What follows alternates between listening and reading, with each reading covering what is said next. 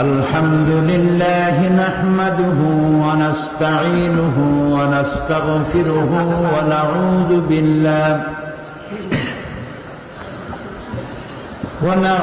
بالله من شرور أنفسنا ومن سيئات أعمالنا من يهد الله فلا مضل له ومن يضلل فلا هادي له ونشهد أن لا إله إلا الله وحده لا شريك له ونشهد أن سيدنا وحبيبنا ومولانا محمدا عبده ورسوله الذي أرسله بالحق بشيرا ونذيرا وداعيا إلى الله بإذنه وسراجا منيرا فقد قال الله تعالى في كلامه المجيد وفرقانه الحميد أعوذ بالله من الشيطان الرجيم بسم الله الرحمن الرحيم إن الله وملائكته يصلون على النبي يا أيها الذين آمنوا صلوا عليه وسلموا تسليما اللهم صل على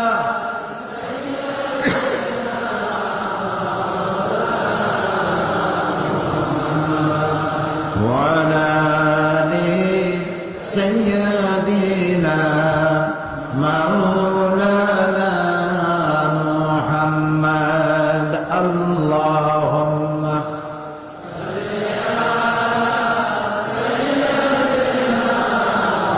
مولانا محمد وعلى آل سيدنا مولانا محمد بلغ العلا بكماله كشف الدجى بجماله حسنت جميع خصاله صلوا عليه मुझे कुछ मिले या न मिले मोहम्मद मिले यानी वो शई जिससे अल्लाह मिले बलगल उला बिकमालिही कशफत दुजा बिजमालिही हसनत जमीउ खसालिही सल्लू अलैहि ये तेरी मेराज थी कि तू लोहो कलम तक पहुंचा और ये मेरी मेराज है कि मैं तेरे कदम तक पहुंचा बलगल उला बिकमालिही कशफत दुजा बिजमालिही हसनत जमीउ खसालिही सल्लू अलैहि বগুড়া তাফসীরুল কোরআন মাহফিল বাস্তবায়ন কমিটি কর্তৃক আয়োজিত 3 দিন ব্যাপী তাফসীরুল কোরআন মাহফিলের আজকের এই সমাপনী দিবসে সম্মানিত সভাপতি হাজারাত ওলামায়ে কেরাম সম্মানিত বগুড়াবাসী এবং পার্শ্ববর্তী জেলা থেকে আগত সম্মানিত ভাইয়েরা পর্দার আড়ালের মা এবং বোনেরা আসসালামু আলাইকুম ওয়া রাহমাতুল্লাহি ওয়া বারাকাতুহু আমরা আল্লাহ সুবহানাহু ওয়া তাআলার দরবারে লাখো কোটি শুকর আদায় করি যে মহান আল্লাহ তাবারক ওয়া তাআলা বগুড়া ঈদগাহ ময়দানকে আজ জনসমুদ্রে পরিণত করে দিয়েছেন, তার দরবারে শকর আদায় করি, প্রাণ ভরে পড়ি আলহামদুলিল্লাহ রব্বানা লাকাল হামদ হামদান কাসীরান তাইয়্যিবান মুবারাকান ফীহি ইয়া রাব্বি লাকাল হামদু কামা ইয়ানবাগি লিজালালি ওয়াজহিকা ওয়া আযীমি সুলতানিকা। আমরা প্রাণ ভরে আল্লাহ সুবহানাহু ওয়া তাআলার শুকর আদায় নিলাম, যিনি এই শান্তিপূর্ণ পরিবেশ, জান্নাতি পরিবেশ সৃষ্টি করেছেন। আলহামদুলিল্লাহ। পৃথিবীর কোন মাহফিল মানুষ নিঃস্বার্থভাবে পকেটের পয়সা খরচ করে আসে?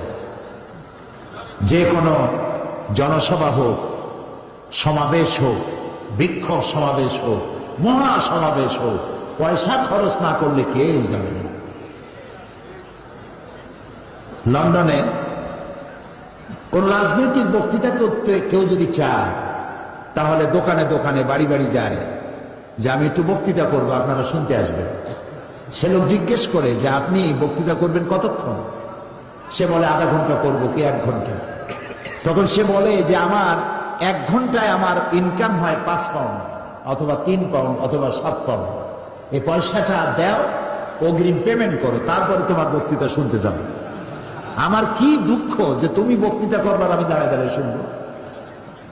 এটা সোশ্যাল ওয়েলফেয়ার স্টেট, এখানে খাওয়া, থাকা, এডুকেশন, ট্রিটমেন্ট এগুলি ফ্রি, সুযোগ সুবিধার অভাব নাই।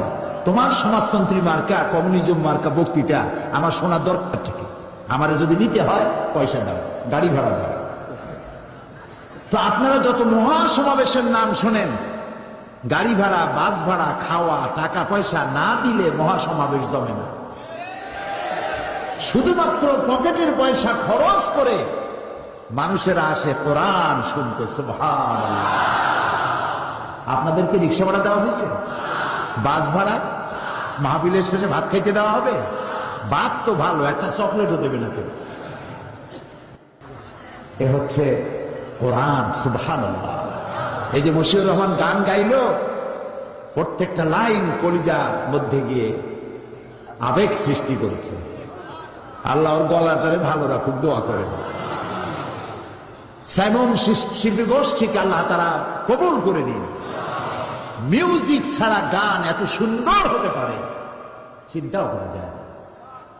এই জামানার শ্রেষ্ঠ তাফসীর তাফহিমুল কোরআন যারা গাইল, ওদের জন্য প্রাণ ভরে দোয়া করি। সত্যি শ্রেষ্ঠ তাফসীর, যে তাফসীর মানুষকে হেদায়েতের রাস্তা দেখিয়ে দেয়। সুবহানাল্লাহ।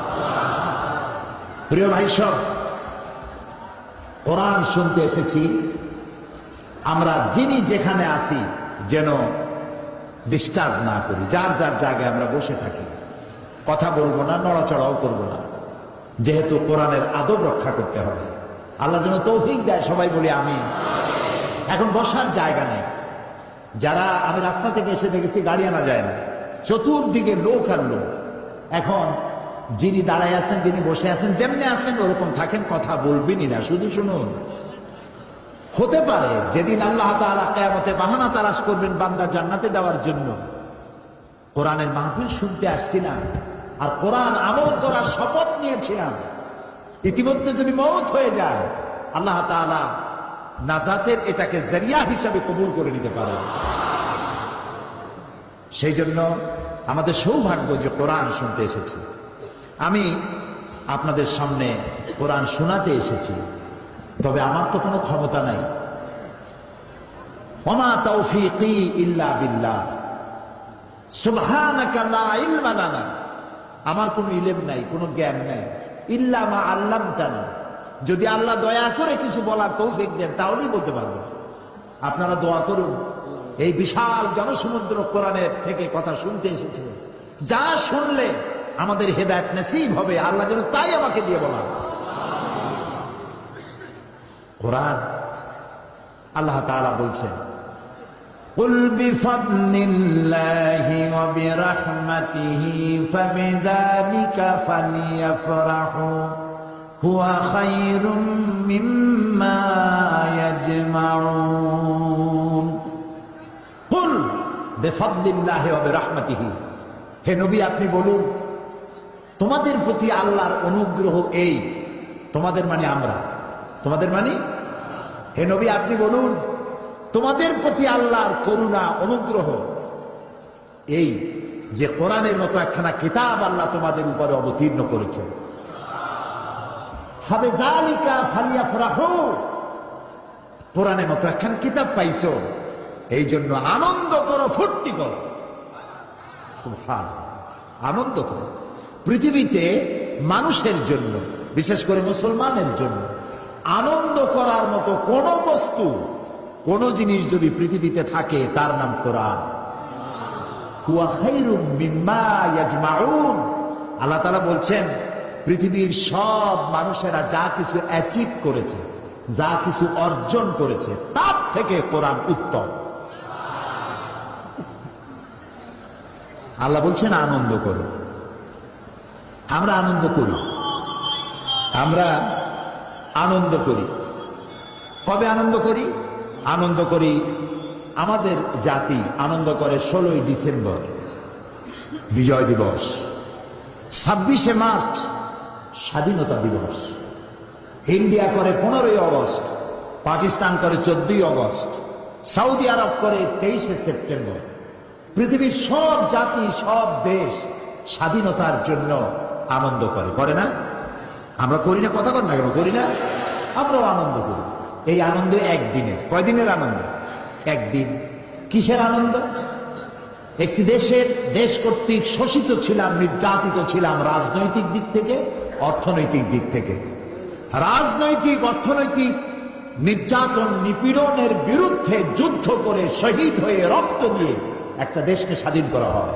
যেদিন করা হলো সেদিন গোটা জাতি আনন্দ করে। আপনি আনন্দ করে। আল্লাহ তাআলা বলছেন আনন্দ ওটা তো একদিনের আনন্দ, কিন্তু কোরআন যেদিন আমি নাজিল করেছি খায়রুম মিন আলফি শাহর, ওই রাতটা হলো 1000 মাসের চাইতেও শ্রেয়। আলফুন, আরবিতে আলফুন মানে 1000 না, আমরা বুঝতে ভুল করি, আমরা বলি 1000 মাসের চাইতে শ্রেয়। কথাটি এমন নয়। 1000 যদি হয় তাহলে বলতে হবে আলফুন ওয়াহিদ, যদি 2000 বোঝাতে হয় বলতে হবে আলফাইন, 3000 বলতে হলে তালাতা আলাফ, আরবা আলাফ, খামসাতা আলাফ। কিন্তু সংখ্যার বিপুলতা, সংখ্যার আধিক্য যদি বোঝাতে হয়, যেমন ইংরেজিতে বলা হয় অনেক হাজার, সেটাকে 1000 বলবে না, বলবে থাউজেন্ডস অ্যান্ড থাউজেন্ডস। সংখ্যার আধিক্য, সংখ্যার বিপুলতাকে বুঝাবার জন্য এখানে আল্লাহ তাআলা বলছেন আলফুন। তার মানে হচ্ছে 1000 বছর ধরে, 1000 মাস ধরে মানবতার যে কল্যাণ হয় নাই, রমজান মাসে একটা রাত আছে, ওই রাত্রে মানবতার সেই কল্যাণ হয়েছে। কিসের মাধ্যমে? কোরআনের মাধ্যমে। এই কোরআন তোমরা যে মাসে পেলে তোমরা আনন্দ করো, তবে সেই আনন্দ একদিনের না, সেই আনন্দ করো 1 মাস রোজা রেখে আনন্দ করো, কোরআনের আনন্দ।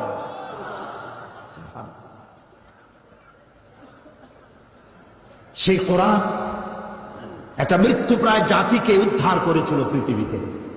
আজ দেখুন তো আমাদের কলেজ বিশ্ববিদ্যালয়গুলিতে কত সাবজেক্ট, 12টা 14টা 15টা 20টা সাবজেক্ট। এই সাবজেক্ট পড়ে কি তৈরি হচ্ছে আমি তা বলতে চাই না, কি তৈরি হচ্ছে আপনারা নিজেরা বুঝে নেন কি তৈরি হচ্ছে। জাতি যা কামনা করে, জাতির কাঙ্ক্ষিত মানের প্রোডাকশন আমার দেশের কলেজ বিশ্ববিদ্যালয় দিতে পারছে, বাস এটাই যথেষ্ট। নবী করিম সাল্লাল্লাহু আলাইহি সাল্লামের একটা ইউনিভার্সিটি ছিল, সেটার নাম ছিল আল-হেরা ইউনিভার্সিটি, বলতে পারেন আপনি। এটার চ্যান্সেলর হচ্ছেন আল্লাহ রাব্বুল আলামিন। এই বিশ্ববিদ্যালয়ের ভাইস চ্যান্সেলর হচ্ছেন মুহাম্মদুর রাসূলুল্লাহ সাল্লাল্লাহু আলাইহি ওয়াসাল্লাম। এর ছাত্র দেখেছেন?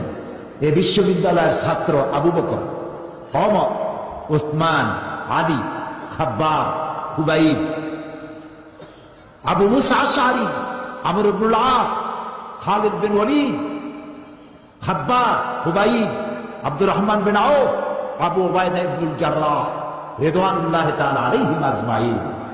গোটা পৃথিবীর সব ইউনিভার্সিটি, সমস্ত কলেজ একত্রিত হয়ে হযরত আবু বকরের মতো একজন মানুষ বানাতে পারবে? হযরত ওমরের মতো একজন রুলার, একজন শাসক বানাতে পারবে? হযরত খালিদ বিন ওয়ালিদের মতো একজন সেনাপতি বানাতে পারবে? সুবহানাল্লাহ। এ হচ্ছে সেই কোরআন, যে কোরআন কৃতদাসদেরকে বাদশা বানাইছে, যে কোরআন মরুভূমির বেদুইনদেরকে ধরে রাষ্ট্রপ্রধান বানিয়ে দিয়েছে। এ হচ্ছে সেই কোরআন, যে কোরআন সাদা এবং কালোর আকাশচুম্বী ব্যবধান দূর করে সাদা কালো মানুষকে এক প্ল্যাটফর্মে দাঁড় করে দিয়েছে। এ হচ্ছে সেই কোরআন। সেই কোরআনের বিশদ আলোচনা আমি তো করতে পারবো না। আমি যেখান থেকে আলোচনা শুরু করেছিলাম নিশ্চয়ই আপনাদের মনে আছে। কোন সূরা বলেন তো? কত নম্বর আয়াত? আলহামদুলিল্লাহ, আল্লাহ তাআলা আমাদের জেহেন শক্তি যেন আরো বাড়ায় দেন, বলি আমিন। কোরআন হাদিসের যা শুনি মৃত্যু পর্যন্ত আল্লাহ আমাদের ব্রেনের মধ্যে তা তুমি রেখে দিও এবং আমল করার তৌফিক দিও। আপনাদের মনে আছে সূরা তওবার 111, 112 নম্বর আয়াত। এ দিয়ে আমি কি বলতেছিলাম? মুমিনের কোয়ালিটি, মুমিনের সত্য গুণাবলী, তার মধ্যে কতগুলি গুণ থাকতে হয়। গতকাল কয়টা বলছিলাম? মোট কয়টা? আলহামদুলিল্লাহ, আজকে 5টা বলবো ইনশাআল্লাহ। শোনার ধৈর্য আছে তো? আলহামদুলিল্লাহ, আল্লাহ সকলকে ধৈর্য দিন, যেন এখান থেকে উঠে কোনো হাজাতের জন্য না যাওয়া লাগে। আল্লাহ যতক্ষণ বলান ততক্ষণ যেন আমরা নিরাপদে বসে শুনতে পারি। আল্লাহ তৌফিক দাও। আল্লাহ তোমার আরশ থেকে তাকায় দেখো, বগুড়াবাসী কোরআন শুনতেছে, তাকায় দেখো। আল্লাহ তাআলা গোটা জাতিকে আল্লাহ কোরআনের হেদায়েত দিয়ে মালামাল করে দেন।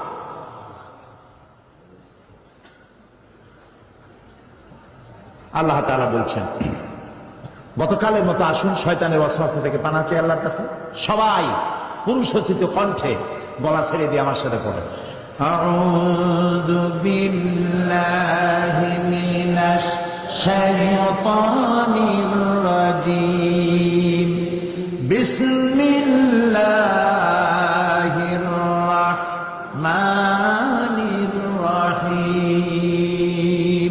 বিতাড়িত মরদুদ শয়তানের ওয়াসওয়াসা থেকে পানা চাই পরম করুণাময় আল্লাহ রাব্বুল আলামিনের নামে। শুরু করছি।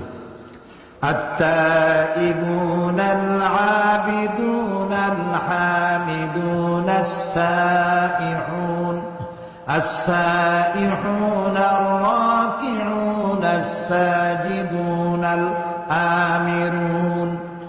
الآمرون بالمعروف والناهون عن المنكر والحافظون لحدود الله وبشر المؤمنين। আল্লাহ তাআলা বলছেন, যে মোমেনদের জান এবং আমি জান আর মাল কিনে নিয়েছি। কি কিনে নিয়েছেন? জান মাল। যে মোমেনের আমি কিনে নিলাম আর তাদেরকে দিলাম জানমালের বিনিময় কি দিলাম? জান্নাত। ওই মোমেন কারা? সেই মোমেনের কোয়ালিটি বলা হচ্ছে। গতকাল বলেছি, বারবার তওবাকারী, আল্লাহর ইবাদতকারী, আল্লাহর প্রশংসাকারী। 4র্থ নম্বরে বলা হচ্ছে আস-সাইহুন। আস-সাইহুন কোন কোন মুফাসসির লিখেছেন এর অর্থ আস-সাইমুন, রোজা পালনকারী। তো আস-সাইমুন রোজা পালনকারী যদি আল্লাহ বলতে চান তাহলে আস-সাইমুন বললেই হতো, কিন্তু অধিকাংশ মুফাসসিরিন কেরাম বলেছেন আস-সাইহুন শব্দের অর্থ হলো পরিভ্রমণকারী। আমরা পরিভ্রমণকারী অর্থই গ্রহণ করি। এর অর্থ হচ্ছে মুমিন বান্দা কলেমার দাওয়াত পেয়ে সে এক জায়গায় বসে থাকে না। এই কলেমার দাওয়াত নিয়ে সে ছড়িয়ে পড়ে শহর থেকে নগরে, নগর থেকে বন্দরে, বন্দর থেকে গ্রামে, গ্রাম থেকে দেশে, দেশ থেকে দেশান্তরে, পৃথিবীর সর্বত্র কালেমার বাণী ছড়িয়ে দেওয়ার জন্য সে চেষ্টা চালায়। এটা মুমিনের কোয়ালিটি। নিজেই শুধু কলেমা পড়ে চুপ করে বসে থাকে না, অন্যকেও দাওয়াত দেয়। আপনারা বলেন, সাহাবায়ে কেরাম কি কথা জানতেন না যে মসজিদে হারামে 1 রাকাত নামাজ পড়লে 1 লক্ষ রাকাতের সওয়াব পাওয়া যায়? এটা হাদিস। মসজিদে হারামের মধ্যে, মসজিদে হারাম কোথায়? মক্কা শরীফে। 1 রাকাত নামাজ পড়লে 1 লক্ষ রাকাতের সওয়াব। একবার আল্লাহ বললে 1 লক্ষ বার আল্লাহ বলার সমান।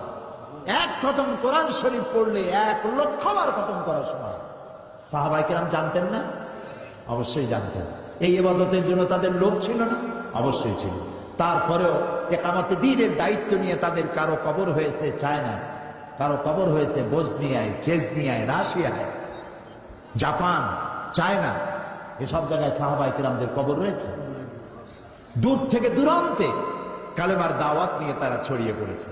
এই জন্য পরিভ্রমণকারী অর্থাৎ দ্বীনের দাওয়াত নিয়ে ছড়িয়ে পড়ো সর্বত্র। দাওয়াত দেওয়া তোমার জন্য ওয়াজিব, ফরজ। আমরা হচ্ছে উম্মতে দাওয়াত। আমরা কি? উম্মতে দাওয়াত। কিয়ামতের দিন কোন মানুষ যদি আল্লাহর দরবারে দাঁড়ায় বলে, নাই আল্লাহ রাব্বুল আলামিন, আমি দ্বীনের দাওয়াত পাই নাই, ইসলামের দাওয়াত পাই নাই, কোরআন হাদিসের দাওয়াত পাই নাই, তাহলে কিয়ামতের ময়দানে এই কথা যদি কোনো মুসলিম বলে, মুসলমানের আল্লাহর দরবারে দায়ী হয়ে যাবে। তোমরা উম্মতে দাওয়াত। প্রিয় ভাই সব, আমরা নামাজ পড়ি, কিন্তু আমার প্রতিবেশী নামাজ পড়ে না। আমি কি তাকে কখনো নামাজের দাওয়াত দিয়েছি? আমার প্রতিবেশী সুদ ঘুষের মধ্যে লিপ্ত আছে, আমি সুদ ঘুষ খাই না, এর কাছেও যাই না, আমি কি তারে বাঁচাইতে চেষ্টা করেছি? যদি না করে থাকি তাহলে এই দাওয়াতের হক আমি আদায় করতে পারি নাই। লূত আলাইহিস সালামের কওম, এই কোরআন শরীফের মধ্যে আছে, আল্লাহ তাআলা বলছেন তার কওম যে বদফেল করেছিল, সেই বদফেলের কারণে আল্লাহ তাআলা গজব দিলেন, জিবরাইলকে পাঠালেন, জমিনটারে উল্টায় দাও। লূত আলাইহিস সালাম তার মেয়ে এবং তার উপরে যারা ঈমান এনেছে তাদেরকে আগে বাইর করো, তার স্ত্রীকে বাইর করো না, যেহেতু তার স্ত্রী কাফেরদেরকে সহযোগিতা করেছে। তার স্ত্রী সুদ্ধা, পুরা জমিনটাকে উল্টায় দাও, জবরকে জের বানায় দাও। হযরতে জিবরাইল এলেন, আল্লাহর কাছে ফরিয়াদ করলেন, রব্বুল আলামিন, যে জমিনকে তুমি গজব দিতে বলেছো, উল্টাই দিতে বলেছো, আমি তো এখানে এসে দেখলাম একটা লোক 30 বছরেরও বেশি কাল ধরে তোমার ইবাদত করছে, ঘরে অথবা জঙ্গলে কোথাও বসে বসে তোমার ইবাদত করছে। এই বেচারার ব্যাপারে কি করবো তা তো তুমি বলোনি।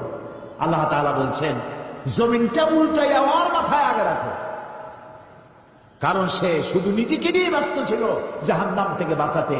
ওর সামনে অসংখ্য মানুষ জাহান্নামের দিকে যাচ্ছে, সে তাদেরকে ফেরাবার দায়িত্ব পালন করে না। প্রিয় ভাই সব, মুসলমান হওয়া এটা কোনো খেল তামাশার বিষয় নয়। গরুর গোশত খাইলাম, আব্দুল করিমের ছেলে আব্দুর রহিম, মাথায় টুপি আছে, মুখে দাঁড়িয়ে আছে, মুসলমান না হইল না। দাওয়াতের হক আদায় করতে হবে, ভ্রমণ করতে হবে। আল্লাহ তাআলা বলেছেন, কুল সিরু ফিল আরদ ফানজুরু কাইফা কানা আকিবাতুল মুকাজ্জিবিন, আমার জমিন পরিভ্রমণ করো আর দেখো আমি কিভাবে সত্যের, মহাসত্যের অস্বীকারীদের কিভাবে শাস্তি দিয়েছি। পরিণতিগুলি চোখে দেখো, শিক্ষা গ্রহণ করতে পারবে। প্রিয় ভাই সব, নিজের দেশে দিনের দাওয়াত দাও, বিদেশে গিয়ে দাওয়াত দাও। আল্লাহ তাআলা তার গোলামকে সুযোগ দিয়েছিলেন এই পৃথিবীর 4টি মহাদেশের 1/17 বেশি দেশ আল্লাহ সফর করাইছেন, কিন্তু মিশর সফরের কোন সুযোগ আমার ইতিপূর্বে হয়নি। আল্লাহ তাআলা গত এপ্রিল মাসে আমাকে মিশর সফর করালেন। আমার খুব স্বপ্ন ছিল মিশর দেখা। মিশর হচ্ছে আমাদের জাতির পিতা ইব্রাহিম আলাইহিস সালামের শ্বশুর বাড়ি, ইউসুফ আলাইহিস সালামের চারণভূমি। এখানে তিনি ঘুরেছেন ফিরেছেন, কত কষ্ট করেছেন। মুসা আলাইহিস সালামের জমিন, ইলিয়াস আলাইহিস সালাম, হারুন আলাইহিস সালাম ইসলামের ইতিহাস গড়েছে এই জমিনে। সেই মিশর দেখার একটা উদগ্র বাসনা ছিল আমার। গত এপ্রিল মাসে জামিয়া আল আজহার পৃথিবীর একটি শ্রেষ্ঠ বিশ্ববিদ্যালয়, যার ছাত্রছাত্রী সংখ্যা 2 লাখের উপরে, ওখান থেকে একটা দাওয়াত পেলাম। এরপরে 5 দিন আমার সফর ছিল। যারা আমার প্রোগ্রাম প্রডিউস করেছে আমি তাদেরকে বলেছি, যারা প্রোগ্রাম চেক আউট করেছে তাদেরকে আমি এখান থেকে জানাই দিয়েছিলাম আমি শুধু রাত্রে কয়েক ঘন্টা ঘুমাতে চাই, বাকি সবটা সময় দেখার মতো জায়গাগুলি আমাকে সব দেখায় ফেলবে। 5 দিনে 4500 কিলোমিটার দৌড়াইছি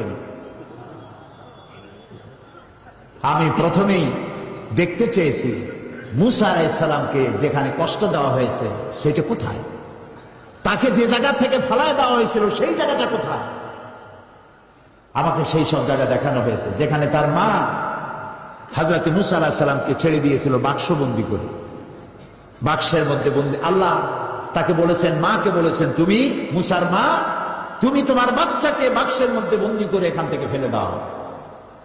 কারণ ফেরাউন বলেছে যে এই জাতির কোন পুরুষ সন্তানকে আমি বাঁচায় রাখবো না, যেটা হবে সে আমার শত্রু হবে, সব মেরে ফেলো আর মেয়েগুলিকে বাঁচায় রাখো।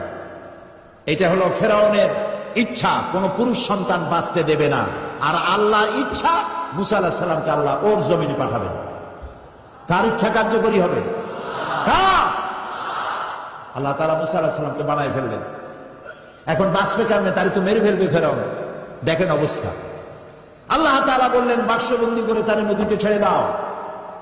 মায়ের কয়েকটা কন্যা সন্তান হয়েছে, প্রথম ছেলে মুসা আলাইহিস সালাম,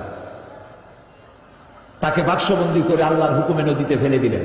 মা কাঁদতেছে, কাটা কবুতরের মতো ছটফট করছে। কলিজার টুকরো সন্তান নদীতে ভাসায় দেওয়া মায়ের জন্য কি অবস্থা বুঝতেই পারে। নদীর স্রোতে ভেসে যাচ্ছে আর তার বোন নদীর পার দিয়ে যাচ্ছে, বাক্স যায় কই। ঘটনা কোরআন শরীফে আল্লাহ উল্লেখ করেছেন, আর সেই জায়গাটা আল্লাহ আমাকে দেখার তৌফিক দিয়েছেন। ভাসতে ভাসতে এই বাক্স গিয়ে থামলো ঠিক সেইখানে যেখানে ফেরাউন আর আসিয়া দুজনে বসে পড়ন্ত বেলায় নীল দরিয়ার দৃশ্য দেখতেছে, বাতাস খাচ্ছে, ঢেউয়ের তাল দেখতেছে। বাক্স এসে সেখানে থেমে গেল। ফেরাউন আশ্চর্য হলো, বাক্স এসে থামলো এখানে, দেখো বাক্স আছে কি, উঠাও বাক্স। বাক্স উঠানো হলো, খুলে দেখে গোলাপের পাপড়ির মতো চেহারা সুন্দর একটি বাচ্চা। ফেরাউন বলছে, এই তো আমার দুশমন, তরবারি আনো, হত্যা করো, আমার দুশমন পেয়ে গেছে। হযরতে আসিয়া বলছেন, ফেরাউন তুমি খোদা না বেহুদা? এই ছোট্ট বাচ্চা তোমার শত্রু, কি বলো তুমি? আমাদের তো কোনো বাচ্চা কাচ্চা নাই, মনে হয় আল্লাহ তাআলা আমাদেরকে বাচ্চাটা দিয়েছেন, চলো এটাকে আমরা লালন পালন করি, তুমি এর মারিয়ে বলি না। বাচ্চা নিয়ে গেল বাড়ি। দেখেন অবস্থা। এখন বাচ্চারে দুধ খাওয়াইতে হবে। যেই বাচ্চা পুরুষ সন্তান বাঁচতে দেবে না যে ফেরাউন, সেই ফেরাউন এই বাচ্চারে দুধ খাওয়াবার জন্য পাগল হয়ে গেছে। ধাত্রীগুলো ডাকা হলো, কোন ধাত্রীর কোলে সে ওঠে না, বাচ্চা কারোর দুধ মুখে নেয় না, খালি কাঁদতেছে। আল্লাহ রাব্বুল আলামিন পরবর্তী সময় হযরত মুসা আলাইহিস সালামকে বলেছেন, মুসা ফেরাউনের ঘরে তুমি কাঁদতেছো আর তোমার মা তোমাকে না পায়া কাঁদতেছে, আমি রহমানুর রহিম এটাকে সহ্য করতে পারি নাই। বোন গিয়ে বলছে ফেরাউনকে, জাহাপানা আমার কাছে একটা ধাত্রীর খবর আছে, ওই মেয়ে লোকটা যে কোনো বাচ্চা কোলে নিলে দুধ খায়। ফেরাউন বলছে, নিয়ে আসো, যত টাকা লাগে দেব। বোন গিয়ে তার মায়েরে নিয়ে আসে। মা এসে বাচ্চা পেয়ে গেল, বাচ্চা কোলে নিল, বাচ্চা দুধ খাওয়া আরম্ভ করলো। ফেরাউনের বাড়িতে পয়সা দিয়া, টাকা দিয়া ফেরাউন লাখ লাখ দুধ খাওয়াইল। মুসা আলাইহিস সালাম একটু বড় হলেন, একটু বড় হয়েছে, নাদুস নুদুস চেহারা। ফেরাউন কোলে নিয়েছে, পয়গম্বরী চেহারা তো, সলিমুদ্দি কসিমুদ্দি মার্কানা। মুসা আলাইহিস সালামের চোখ, তার ঠোঁট, তার ললাট, তার গন্ডদেশ, আল্লাহর পয়গম্বর। আল্লাহ তাআলা মুসা আলাইহিস সালামকে বলেছেন, মুসা তুমি ভয় পাও, আমি তো তোমাকে আমার জন্য বানাইছি। সুবহানাল্লাহ। এই কোরআন শরীফে আল্লাহ বলছেন, আমি তোমাকে আমার জন্য বানাইছি। ফেরাউন কোলে নিয়ে মুসা আলাইহিস সালামের মস্তক উঁচু করে করে ঠোঁটটা নামায় দিল। মুসা আলাইহিস সালামের ঠোঁটে ঠোঁট লাগায় চুমা দিবে। যেই না ঠোঁটের কাছে ঠোঁট নিয়েছে, মুসা আলাইহিস সালাম ঠাস করে এক চড় মেরেছে ফেরাউনের গায়ে। ফেরাউন আছাড় মেরে ছেড়ে দিল বাচ্চাকে, বলল যে সত্যিটাই আমার দুশমন, তরবারি আম কেটে ফেলবো। আসিয়া বলছে, তুমি তো সত্যি একটা বদ্ধ পাগল, কি আর খোদা তুমি, তোমারে খোদা যারা মানে ওগুলোও পাগল। এই বাচ্চা মানুষ সোনাও চেনে, আগুনের টুকরাও চেনে না, তুমি আন্দাজে তারে মারি ফেলবা। ফেরাউন বলছে, আচ্ছা ঠিক আছে, সোনাও চেনে না, সোনার পিণ্ডও চেনে না, আগুনের টুকরাও চেনে না, স্বর্ণ আনো, আগুনের টুকরা আনো। যদি সোনায় হাত দেয়, আগুনে হাত না দেয়, তাহলে বুঝবো বুদ্ধি আছে। আর যদি আগুনে হাত না দেয়, তাহলে বুঝবো যে ঠিকই। আগুনে যদি হাত দেয়, তাহলে বুঝবো যে বাচ্চা মানুষ বোঝে নেই। স্বর্ণের টুকরা আনা হলো, আগুনের টুকরা আনা হলো। মুসা আলাইহিস সালাম আগুনের দিকে হাত না দিয়া সোনার দিকে হাত বাড়াতে যাচ্ছিলেন, আল্লাহ ফেরেশতা দিয়ে তার হাত আগুনের দিকে দিয়ে দিলেন। আল্লাহ তাআলা বলছেন, মুসা রে, এইরকম করে আমি তোমাকে লালন করেছি। মুসা আলাইহিস সালাম বড় হলেন, সেই জায়গা দেখলাম এবং ওখানেও চলে গেলাম। প্রায় 450 কিলোমিটার পাড়ি দিয়ে সেই জায়গায় গিয়ে উপস্থিত হলাম, যেখানে মুসা আলাইহিস সালাম মাদায়েন থেকে ফিরেছেন। 10 বছর পর ফিরেছেন বউ বাচ্চার সাথে, শোয়েব আলাইহিস সালামের মেয়ে, শোয়েব আলাইহিস সালাম তার শ্বশুর। ফিরেছেন, ফেরার পথে ঠান্ডায় পড়েছেন, প্রচন্ড ঠান্ডা। এই ঠান্ডার ভেতরে তিনি তার স্ত্রী ছেলে মেয়েকে বসায় দিয়েছেন এবং সেখানে আল্লাহ তাআলা বলছেন, হযরত মুসা আলাইহিস সালাম তার পরিবর্গকে বললেন যে অন্ধকারে পড়ে গেলাম, এখন যাব কোথায়? দূরে আগুন দেখা যায় একটা গাছে। إذ رأى نارا فقال لأهلهم كثوا إني آنست نارا لعلي آتيكم منها بقبس أو أجد على النار هدى। তিনি যেটাকে আগুন দেখে মনে করেছিলেন যেটা আগুন, তিনি বললেন, তোমরা অপেক্ষা করো, আমি আগুনের কাছে যাই, হয় আগুন আনবো, আর না হয় আমাদের কাল্লা, আমি একটা রাস্তা পেয়ে যাব, কোন পথে আমরা যাব। ফালাম্মা তাহা নুদিয়া ইয়া মূসা ইন্নী আনা রাব্বুক ফাখলা'না আলাইক।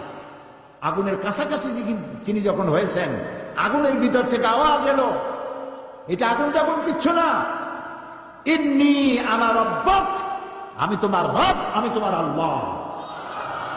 ফাখলা'না আলাইক, জুতা খুলে আসো, ইন্নাকা বিল ওয়াদিল মুকাদ্দাসি তুয়া, তুমি তো পবিত্র উপত্যকায় পৌঁছে গেছো। ওয়াদি আরবিতে বলা হয় ওয়াদি, বাংলায় বলা হয় উপত্যকা। দুই পাহাড়ের মাঝখানে সমতল জায়গাকে উপত্যকা বলা হয়। আমরা সেখানে গেলাম, উপত্যকায় ওয়াদি মুকাদ্দাসে যাওয়ার আগে আমার এই আয়াত মনে পড়েছে। আল্লাহ তাআলা বলছেন, ফাখলা'না আলাইক ইন্নাকা বিল ওয়াদিল মুকাদ্দাসি তুয়া। মুসা আলাইহিস সালামকে আল্লাহ বলছেন, জুতা খোলো। আমি ভরসটে জুতো আগেই খুলে ফেলেছি।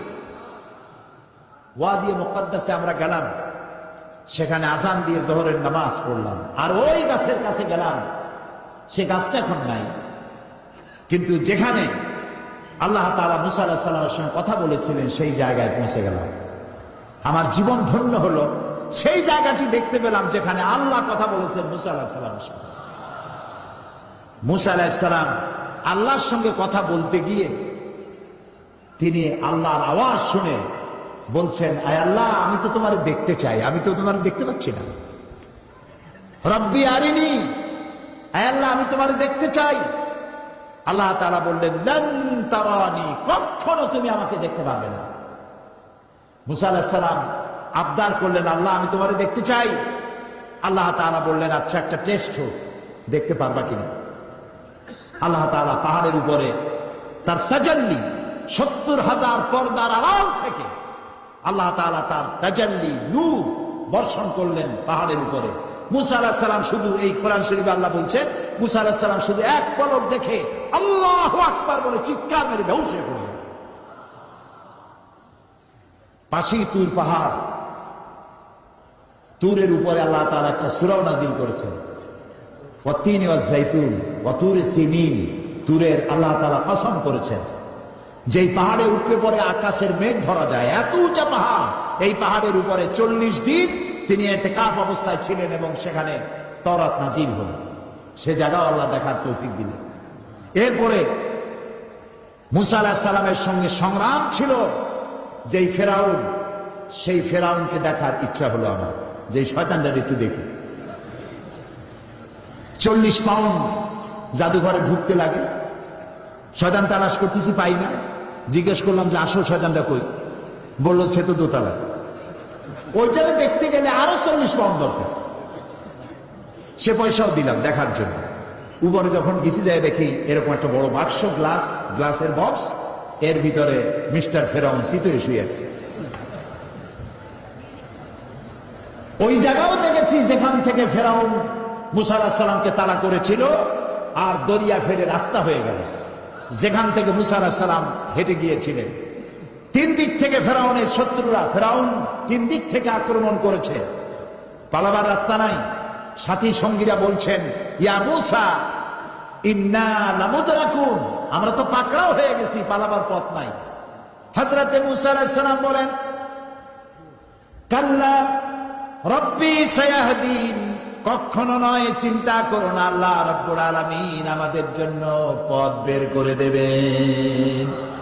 লক্ষ্য করছেন, 3 দিকে শত্রু, একদিকে দরিয়া, পালাবার কোনো রাস্তা নাই। হযরতে মুসা আলাইহিস সালাম বলছেন, ভয় পাইও না, পথ দেখায় দেবে কে? বলে আল্লাহ পাক পথ দেখিয়ে দিবেন। রাস্তা তৈরি হয়ে গেল।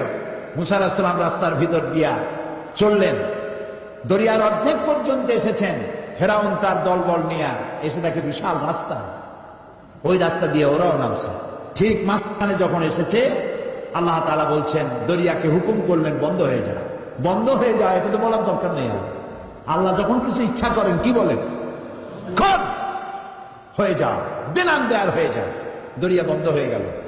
সাথী সঙ্গী যা ছিল সুবনি খাইয়া মরিয়া সব শেষ।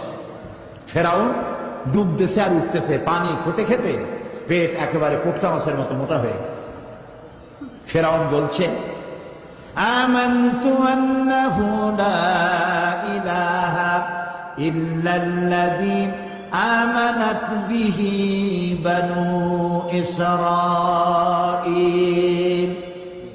আয় আল্লাহ, আমি ঈমান এনেছি ওই আল্লাহর উপরে যে আল্লাহর উপরে ঈমান এনেছে বনি ইসরাঈলেরা। আল্লাহ ওয়া আনা মিনাল মুসলিমিন, আর আমি তো একজন মুসলমান, আমার সুবাও কেন, একটু কলেমা পড়লাম। আল্লাহ তাআলা বলছেন, আন আন ওয়াকাদ আসাইতা ক্বাবলু ওয়া কুনতা মিনাল মুফসিদিন। এখন তুমি বলছো আমি মুসলমান, অথচ তুমি বছরের পর বছর ধরে আমার বান্দাদের উপরে জুলম করেছো, অত্যাচার করেছো। ওয়া কুনতা মিনাল মুফসিদিন। লক্ষ্য করুন, ফেরাউন বলছে আনা মিনাল মুসলিমিন, আমি তো একজন মুসলমান, মুসলমানদের মধ্যে আমি একজন। আল্লাহ বলছেন ওয়া কুনতা মিনাল মুফসিদিন, তুই তো সন্ত্রাসী।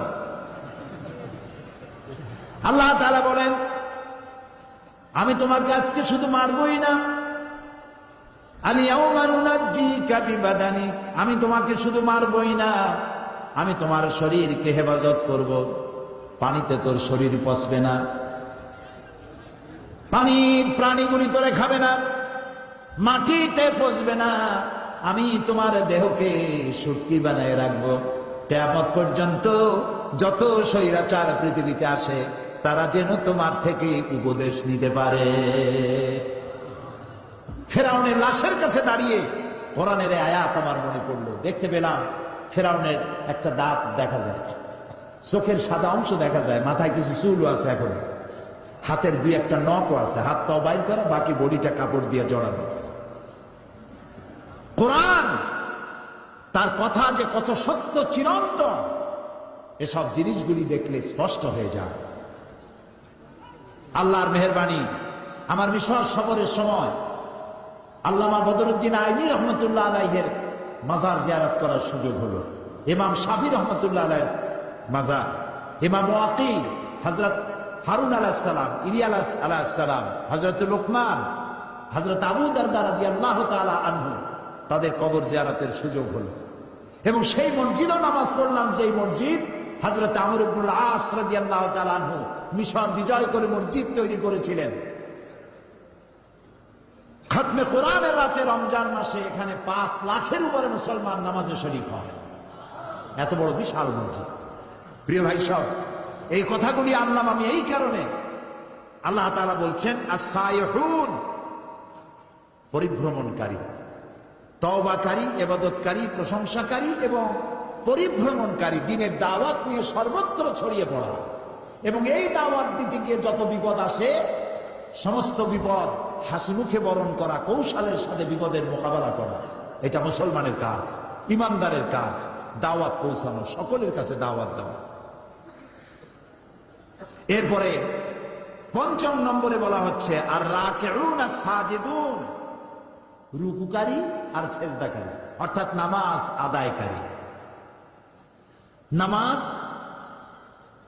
আল্লাহ তাআলা সমস্ত ইবাদত দিয়েছেন জমিনে, শুনতেছেন? কালেমা, হজ, যাকাত, এসব কোথায় দিয়েছেন? জমিনে। নামাজ কোথায় দিয়েছেন? আরশে আজিম। এই নামাজ আল্লাহ তাআলা ফরজ করেছেন। নবী করিম সাল্লাল্লাহু আলাইহি সাল্লামের মেরাজে আল্লাহ তাআলা তাকে এই নামাজ যখন হাদিয়া দিলেন, তিনি ফেরার পথে মুসা আলাইহিস সালামের সঙ্গে দেখা হলো। তিনি জিজ্ঞেস করলেন, আল্লাহ তাআলা আপনাকে কি দিয়েছেন? তিনি বললেন, আমার উম্মতের জন্য 5 ওয়াক্ত নামাজকে, 50 ওয়াক্ত নামাজকে তিনি ফরজ করে দিয়েছেন। মুসা আলাইহিস সালাম বললেন, সর্বনাশ, আমি তো বনি ইসরাইল নিয়ে বহু বছর কাটাইছি, মানুষ যে কত বেকায়দা, 50 ওয়াক্ত নামাজ আপনার উম্মতেরা পড়তে পারবে না, আপনি কমায় আনেন।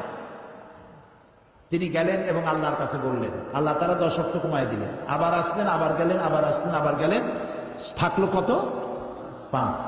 মুসা আলাইহিস সালাম বলেন, আমি আশঙ্কা করি এই 5 ওয়াক্তও পারবে না, আপনি আরো কমান। নবী করিম সাল্লাল্লাহু আলাইহি সাল্লাম বললেন, আমি আল্লাহর কাছে আর যাইতে পারবো না, আমার শরম করে। আল্লাহ দিলেন 50 ওয়াক্ত, আপনার বারবার ইনসিস্ট করার কারণে আমি গেলাম, আর ওরা কমাইতে থাকলেন, আমি আর পারবো না কমাইতে। আল্লাহ রাব্বুল আলামিন বলেন, নবী, আমি আপনাকে 50 ওয়াক্ত নামাজ আপনার উম্মতের জন্য ফরজ করে দিয়েছিলাম, কমাতে কমাতে 5 ওয়াক্ত আনা হলো। যেহেতু আমি আল্লাহ বলেছি 50 ওয়াক্ত, আপনার উম্মতেরা যারা 5 ওয়াক্ত নামাজ আদায় করবে, 50 ওয়াক্তের সওয়াব আমি আল্লাহ তাদের আমলনামায় দিয়ে দেব। তাহলে যে ব্যক্তি নামাজ আদায় করলো সে 50 ওয়াক্ত গেইন করলো, সুবহানাল্লাহ বলেন। আর যে ব্যক্তি নামাজ পড়লো না সে কতটা লস করলো? 50 ওয়াক্ত লস করলো। এই নামাজকে আল্লাহ তাআলা ফরজ করেছেন। মেয়ে লোকের জন্য প্রতি মাসে একটা কনসেশন আছে নামাজে, আল্লাহ মাফ করে দিয়েছে। তার পিরিয়ড যখন আসবে পড়া লাগবে না, আল্লাহ মাফ করেছেন, আলহামদুলিল্লাহ। এটা মেয়েদের জন্য কনসেশন আল্লাহর পক্ষ থেকে।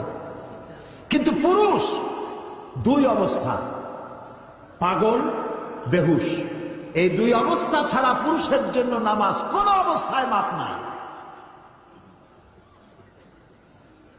আল্লাহর নবী বলেন, মান তারাকা সালাতান মুতাআম্মিদান ফাকাদ কাফারা, ইচ্ছে করে যে নামাজ ছেড়ে দিল সে কুফরি করলো। নাউযুবিল্লাহ।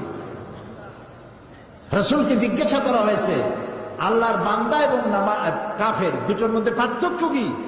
রাসূলুল্লাহ বলেছেন, নামাজ। নামাজ, যে ব্যক্তি নামাজ পড়লো সে ব্যক্তি আল্লাহর বান্দা, যে নামাজ পড়লো না সে কুফরি করলো। নামাজ না পড়া কুফরি, নামাজ না পড়া কি? রাসূলুল্লাহ বলছেন, লা দীনা লিমান লা সালাতা লাহু, যার কাছে নামাজ নাই তার কাছে দিন নাই, ঈমান নাই, চরিত্র নাই, কিচ্ছু নাই। প্রিয় বগুড়াবাসী, প্রিয় উপস্থিতি, ভাই এবং বোনেরা, আল্লাহ নবী বলেছেন, যে ব্যক্তি নামাজ আদায় করে না, ইচ্ছে করে নামাজ ছাড়ে, আল্লাহ এবং রাসূলের সাথে তার কোনো সম্পর্ক থাকে না। সমস্ত সম্পর্ক আল্লাহ কাট করে দেন। আল্লাহ তার দিকে রহমতের নজরে তাকান না। কিয়ামতের দিন আল্লাহ তাআলা রহমতের নজরে তাকাবেন তো নাই। প্রথম প্রশ্ন করবেন বান্দাকে নামাজের কথা। প্রথম প্রশ্ন কি হবে? নামাজ। আল্লাহ তাআলা বলবেন, এই কোরআন শরীফে আছে, আল্লাহ তাআলা বলবেন, আমারে সেজদা দাও। এ হাসরবাসীরা আমারে সেজদা দাও। আল্লাহ তাআলা কোরআন শরীফ বলছেন, শুধুমাত্র নামাজিরা সেজদা দিতে পারবে, আর কেউ সেজদা দিতে পারবে না। পার্থক্যটা তখনই ধরা পড়বে, কারা কাফের, কারা মুসলমান। নামাজ নামাজ। আচ্ছা বলুন তো, শয়তান আল্লাহর কয়টা হুকুম লঙ্ঘন করেছিল বলেন? মাত্র একটি। 5 ওয়াক্ত নামাজের মধ্যে আল্লাহর হুকুম কয়টা? ফরজ কয়টা? 17টা। বলেন কয়টা? যে ব্যক্তি 24 ঘন্টায় 5 ওয়াক্ত নামাজকে ছেড়ে দিল, সে আল্লাহর কয়টা হুকুম নষ্ট করলো? শয়তান ওরে দেখে দূরের থেকে সেলুট মারে, বলে বাবা তুমি আমার থেকেও বড়, আমি মাত্র একটা হুকুম লঙ্ঘন করে শয়তান হয়ে গেছি, তুমি দৈনিক 17টা হুকুম ভঙ্গ করো, তুমি তো শয়তানের বাপ না, শয়তানের দাদা। ট্রাকের পিছনে লেখা থাকে বিপদ মুক্ত দূরত্ব বজায় রেখে চলুন, দেখছেন না? শয়তান ও বেনামাজি থেকে বিপদ মুক্ত দূরত্ব বজায় রেখে চলে। কোন সময় ওনার উপর আল্লাহর গজব হয় তার ঠিক নেই। প্রিয় ভাই সাহেব, নামাজ নামাজ। নবী করিম সাল্লাল্লাহু আলাইহি সাল্লাম তার জীবনের শেষ কথা যেটা ছিল সেটা হলো নামাজ নামাজ নামাজ। আমার উম্মতেরা নামাজ ছেড়ে দিও না। কোরআন শরীফের মধ্যে আল্লাহ তাআলা 82 জায়গায় বলেছেন নামাজ আদায় করে। কয় জায়গায় বলছেন? 82 জায়গায়। আমার আল্লাহ বলেছেন 82 জায়গায় নামাজ নামাজ নামাজ আদায় করে। এই নামাজ মানুষকে বিনয়ী করে, এই নামাজ মানুষকে নিজের ছোটত্ব প্রমাণ করে। আর আল্লাহ বড়। নামাজের সব জায়গায় উঠতে বসতে দাঁড়াতে কি বলতে হয়? আল্লাহু আকবার আল্লাহু আকবার আল্লাহু আকবার। মানে কি? আল্লাহ সর্বশ্রেষ্ঠ আর আমি তোমার গোলাম। মাথা নিচু আল্লাহ ছাড়া কারো সামনে করা যায় না। আপনাদের মনে আছে 1996-তে আমি যখন পার্লামেন্টে প্রথম গেলাম, আমি গিয়ে দেখলাম সেইখানে মন্ত্রী এমপি গোষ্ঠী সুদ্ধা ভেতরে ঢুকতেছে মাথা নিচু করে, মাথা নিচু করে, ঠিক এইভাবে নিচু করে ঢোকে। আমি জিজ্ঞেস করলাম আমার পাশে যিনি বসা, ভাই আমি তো নতুন মানুষ, পার্লামেন্টে জীবনে আসি নাই, এই যে যারা ঢুকতেছে মন্ত্রী এমপি গোষ্ঠী সুদ্ধা রুকু দিয়ে ঢোকে কেন? বলছে না রুকু না, এটা নিয়ম, আপনি তো বোঝেন না। আমি বললাম বুঝি না বলেই তো জিজ্ঞেস করতেছি মাথা নিচু করে কেন। দেখেন আমাকে বই দিল, বইতে rules of procedure article number 267, ওখানে লেখা আছে পার্লামেন্টে ঢোকার সময় এবং বেরোবার সময় উভয় অবস্থায় স্পিকারকে সম্মান জানাবার উদ্দেশ্যে মাথা ঝুঁকাইয়া সম্মান প্রদর্শন করিতে হইবে। নাউযুবিল্লাহি মিন যালিক। আমার মাইন্ড স্ট্রাইক করল। কিন্তু পার্লামেন্টের নতুন মানুষ কেমনে কথা কয় জানি না, কোন কথা বলবে আর বলবে বসেন বেইজ্জতি কাণ্ড। আমার বুঝতে সময় লাগলো 2-3 দিন পার্লামেন্টে কি সব ধারা নিয়ে কথা বলা যায়। 3 দিনের মাথায় পয়েন্ট অফ অর্ডারে দাঁড়ালাম, 15 মিনিট বক্তব্য রেখেছি। হুমায়ুন রশিদ সাহেব তখন স্পিকার ছিলেন, তিনি মারা গেছেন, আল্লাহ তাকে রহম করুন। আমি তাকে বললাম রুলস অফ প্রসিডিওরের আর্টিকেল নাম্বার 267 এটি কোন মুসলমান মানতে পারে না। মুসলমানের মাথা নত হবে কেবলমাত্র আল্লাহর সামনে, কোন মানুষের সামনে মাথা নত হতে পারে না। কোরআন আর হাদিস দিয়ে বুঝাইলাম। 15 মিনিট স্পিকার আমার দিকে তাকিয়ে থাকলেন। 15 মিনিট শেষ হওয়ার পর, বক্তব্য শেষ করার পর তিনি আমাকে বললেন, মৌলানা সাহেব আপনার বক্তব্যের সাথে আমি 100% একমত, কিন্তু আমি তো এইভাবে এটা বন্ধ করতে পারবো না। এই জন্য আপনাকে বিধি মোতাবেক নোটিশ দিতে হবে। নোটিশ কমিটিতে উঠবে, সেখানে আলোচনা হবে, সেখানে আলোচনার সিদ্ধান্ত যেটা হয় সেটা পার্লামেন্টে আসবে, তারপরে আমার রুলিং যাবে। আমি যথাবিহিত নোটিশ দিলাম, আলোচনা হলো। এই আলোচনার পর আমার নোটিশ নিয়ে তদানীন্তন সরকার ডিপ ফ্রিজের মধ্যে আটকাই দিল, আর বের হলো না 5 বছর। আল্লাহ আবারও আমাকে নির্বাচিত করাইয়া পার্লামেন্টে ঢুকালেন, আর আমার টার্গেট ছিল এটা বন্ধ করতে হবে। এই পার্লামেন্টে এসে আমি আবার এই বিষয় উত্থাপন করলাম, নোটিশ দিলাম, মিটিং এ উঠলো, সিদ্ধান্ত হলো বর্তমান পার্লামেন্ট এটা অ্যাকসেপ্ট করেছে, কিয়ামত পর্যন্ত বাংলাদেশ পার্লামেন্টে আর স্পিকারের সামনে মাথা ঝুঁকাইতে হবে না।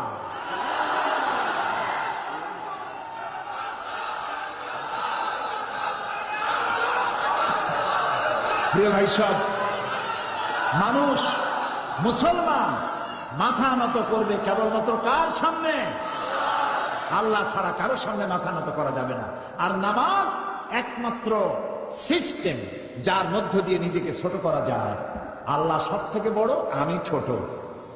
এই ছোটত্ব, অহংবোধ, নিজের অহংবোধ, এটাকে মাটির সাথে মিশাবার জন্য এ পর্যন্ত হাত তুলে দাঁড়ায়। আর মানুষ যখন নামাজে দাঁড়ায় আসামির মতো হয়ে যায়। রুকুতে গেল, নিজের অস্তিত্ব আরো অবনমিত হলো। সেজদা যখন দিল তখন তার অহংকার মাটির সাথে মিশে গেল। আমি সেজদা দিয়ে বললাম, আল্লাহ তুমি শ্রেষ্ঠ, আমি তোমার গোলাম। আল্লাহ রসুল বলেছেন, প্রশ্ন করা হয়েছে, রাসূল বান্দা আল্লাহর নিকটবর্তী হয় কখন? নবী করিম সাল্লাল্লাহু আলাইহি ওয়াসাল্লাম বলেছেন, বান্দা যখন সেজদা দেয় একদম আল্লাহর কাছে চলে যায়। রাসূলুল্লাহ বলছেন, আমার উম্মতেরা ও সাহাবীরা যখন সেজদা দিবা তখন মনে করবা তুমি তোমার মাথা আল্লাহ তাআলার কদম মোবারকের উপরে রেখে দিয়েছো। দেখেন না, মানুষ বলে, ভাই এমন কাজ আমার ছেলেতে করছে, আমার নাক কাটা গেছে। সত্যি কি নাক কাটছে নাকি? না, মর্যাদাহানি হয়েছে। আবার বলে আমার কপাল খুলে গেছে। কপাল কি খোলে টলে গেছে? আবার কপাল পুড়িয়ে গেছে। এর অর্থ কি? ভাগ্য। কপাল কিসের প্রতীক? ভাগ্যের প্রতীক, না মর্যাদার প্রতীক। কেউ যদি তার মর্যাদা বাড়াতে চায়, কেউ যদি তার ভাগ্য সুপ্রসন্ন করতে চায়, তাহলে প্রত্যেক দিন দৈনিক 5 বার মাটি নামক দাসখতের উপরে নাক আর কপাল নামক কলার কলম দিয়া সই করতে হবে 5 বার, আল্লাহ আমি কেবলমাত্র তোমারই গোলাম, তুমি ছাড়া কারো গোলাম নই। ফজরে একবার, জোহরে একবার, আসরে একবার, মাগরিবে একবার, আবার রাত্রে শুতে যাব তখনও আর একবার। সর্বত্র আল্লাহু আকবার, আল্লাহু আকবার বলেন সবে, আল্লাহু আকবার। সব ক্ষেত্রে আল্লাহু আকবার। পৃথিবীতে যখন আসছিলাম তখন কানে কি শুনেছি মনে আছে? মনে নাই, তবে আপনারা জানেন। আজানের প্রথম শব্দ কি? ইকামতের প্রথম শব্দ কি? নামাজের প্রথম শব্দ কি? জীবনের শেষ নামাজ সালাতুল জানাজা প্রথম শব্দ কি? শেষ শব্দ কি? এর দ্বারা প্রমাণ হলো আমার জন্ম থেকে কবরে যাওয়া পর্যন্ত জীবনের প্রতিটি ক্ষেত্রে আমি গোলাম, আমাকে ঘোষণা করতে হবে আল্লাহু আকবার। খুব দুর্ভাগ্য আমার দেশের এরকম রাজনৈতিক দলও আছে যাদের মিছিলে মিটিংয়ে আল্লাহু আকবার শোনা যায় না। হাজারো স্লোগান দেয়, আল্লাহু আকবার বলে। বগুড়া এরকম দল নাই। কি দুর্ভাগ্য! ওই দল যারা করেন একটু চিন্তা করা উচিত, নেতাদের জিজ্ঞান দরকার, নেতা সাহেব আমি তো মুসলমানের বাচ্চা, আমার মা মুসলমান, বাপও মুসলমান। হাজারো স্লোগান দেয় মানুষের নামে, দেশের নামে হাজারো স্লোগান দিতে পারি। এ কোন রাজনীতি যে আল্লাহু আকবার বলা যায় না? আল্লাহ তাআলা এই অভিশপ্ত রাজনীতির হাত থেকে আমার জাতিকে রক্ষা করুন।